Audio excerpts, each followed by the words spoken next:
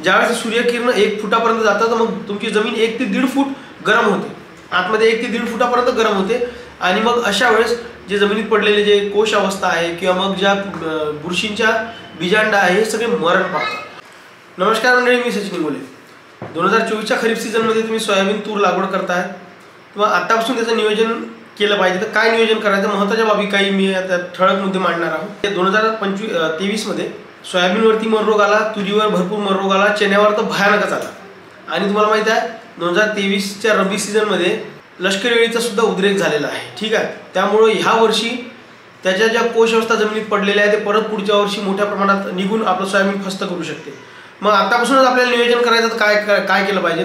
तुम्हाला माहिती आहे गेल्या 7-8 वर्ष आधीपर्यंत आपण जी शेती करत होतो तर आपण आपल्या जमिनीला ऊन खाऊ देत होतो, म्हणजे भरपूर ऊन त्याला मिळत होती आणि त्यानंतर आपण लागवड करत होतो। परंतु आता काय झालेलं आहे, आपल्याकडे ओलिताची व्यवस्था आहे, त्यामुळे आपण 1-2 किंवा कदाचित 3-3 पिकं घेणं आपण चालू केलेलं आहे। मग अशामुळं जमिनीत पडलेल्या ज्या किडीच्या कोश अवस्था आहे किंवा ज्या बुरशीजन्य रोगाचा ज्या बीजांड पडलेले आहे हे परत पुढच्या सीझनमध्ये मोठ्या प्रमाणात ते वाढतात। मग आणि त्याचा साईड इफेक्ट मग तुमच्या पिकावर होतो, मग तुम्ही त्याच्या पिकावरचा तुमचा खर्च वाढतो। आधीच आपली उत्पादकता कमी होत चाललेली आहे, त्याच्यावर वाढणारा खर्च, या सगळ्या बाबीची उपाययोजना काय करता येईल तर 2 वर्षातून एकदा तरी तुम्हाला पूर्ण उन्हाळ्यामधील जी पूर्ण ऊन आहे तुमच्या जमिनीला मिळाली पाहिजे अशा पद्धतीचं आपल्याला नियोजन करायचं आहे। मग काय करायचं तर आता फेब्रुवारी महिना आहे, जे कोणतं पीक असेल तुमच्या शेतामध्ये ते काढून घ्या। ते काढल्यानंतर सगळ्यात पहिले काडी कचरा वेचून जाळून टाका आणि त्यानंतर जमिनीची वाई करा। वाई करणे म्हणजे एक तर रोटावेटर करा, 3 फाळ्या करा किंवा पंजी करा किंवा 2 फाळी, हे जे नांगरणीचे जे प्रकार आहे यापैकी एक करून ठेवा आणि तुमची जमीन व्ही शेपमध्ये उघडल्या जाते, म्हणजे तिथं जो काय चर पडतो तर ते व्ही शेपमध्ये उघडल्या जाते किंवा जिथं कुठे ढेकळं पडतात 3 फाळ्या 2 फाळ्यामुळे त्यामधून तिची जमीन भुसभुशीत होते, मोकळी होते आणि अशा वेळेस सूर्यकिरण तुमच्या जमिनीमध्ये आतमध्ये घुसतात साधारण 1 फुटापर्यंत आणि ज्यावेळेस सूर्यकिरण 1 फुटापर्यंत जातात तर मग तुमची जमीन 1 ते 1.5 फूट गरम होते, आतमध्ये 1 ते 1.5 फुटापर्यंत गरम होते आणि मग अशा वेळेस जे जमिनीत पडलेले जे कोश अवस्था आहे किंवा मग ज्या बुरशींच्या बीजांडा आहे हे सगळे मरण पावतात आणि त्यामुळं पुढच्या वर्षी जो मग पाऊस येणार आहे तुम्ही पीक लागवड केल्यानंतर त्या पावसात ते बीजांड मेल्यामुळं किंवा ते कोश अवस्था मेल्यामुळं तुमच्या शेतात तुमच्या पिकात जास्त अळी किंवा जास्त बुरशीजन्य रोगाचा प्रादुर्भाव आढळत नाही।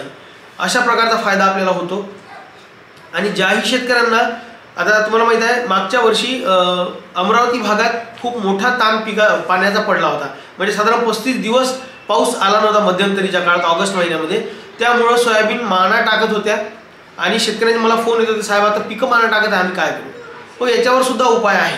मग काय उपाय आहे तर तुम्ही काय करू शकता, अशा वेळेस एक तर खोल वाई करून घ्या आत्ता आणि त्यानंतर जमीन उघडी करा, त्यानंतर तुम्ही बेड पाडा। ज्यावेळेस लागवड करता लागवडीच्या आधी बेड पाडून घ्या आणि बेडवर सोयाबीनची लागवड करा, जेणेकरून तुमच्या पिकाला त्याचा फायदा होईल पुढच्या सीझनमध्ये।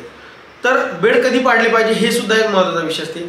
आता अल्निनो जी कंडिशन आहे, अल्निनो कंडिशन म्हणजे त्या वर्षी पाऊस कमी पडणार, ला निना कंडिशन म्हणजे त्या वर्षी पाऊस जास्त पडणार, पण एक न्यूट्रल सुद्धा कंडिशन असते, म्हणजे अल्निनो पण नाही आणि ला निना पण नाही। तर अल्निनोमध्ये बेड पाडले पाहिजे, ला निनामध्ये बेड पाडले पाहिजे, परंतु मधातली जी न्यूट्रल जर कंडिशन असेल अशा या वर्षात बेड नाही पाडले तरी चालते। आणि ज्या शेतकऱ्यांची जमीन 3 फुटापेक्षा जास्त खोल काळी जमीन आहे किंवा मिनिमम 3 फूट तरी काळी जमीन असणं आवश्यक आहे, फक्त त्या शेतकऱ्यांनी बेड पाडले पाहिजे। परंतु ज्या शेतकऱ्यांची जमीन फक्त अर्धा फूट किंवा 1 फूटच काळीची जमीन असेल अशा शेतकऱ्यांनी बेड पाडणं टाळायचे आहे, नाहीतर काय होईल चुकीनं खालची नापीक माती वर येईल आणि सुपीक माती खाली दबल्या जाईल। त्यामुळे ह्या गोष्टीची काळजी तुम्हाला घेणं गरजेचं आहे। तर मंडळी ह्या तर झाल्या काही बाबी की ज्यामुळे तुम्हाला पुढच्या वर्षीच्या पिकाचं नियोजन आत्ताच करून ठेवायचं आहे वेळेवर, म्हणजे जसं परीक्षा द्यायच्या आधी तुम्ही अभ्यास वेळेवर करू शकत नाही, वर्षभरापासून अभ्यास करावा लागतो, तशा पद्धतीनं पुढचं पीक सक्सेस करायचं असेल आणि माझ्या पद्धतीनं जर तुम्ही करत असाल तर 10 ते 12 क्विंटल प्रति एकर सोयाबीन मी पिकवून देऊ शकतो। तर फक्त मी सांगतो ते नियोजन आतापासून तुम्हाला करणं गरजेचं आहे। म्हणजे ह्या तर झाल्या टेक्निकल बाबी। हा व्हिडिओ जर तुम्ही फेसबुकवर पाहत असाल तर माझं फेसबुक पेज लाईक करा, म्हणून म्हणजे लक्षात ठेवा, असेल वावर तर सबस्क्राईब करा ॲग्री पॉवर। धन्यवाद।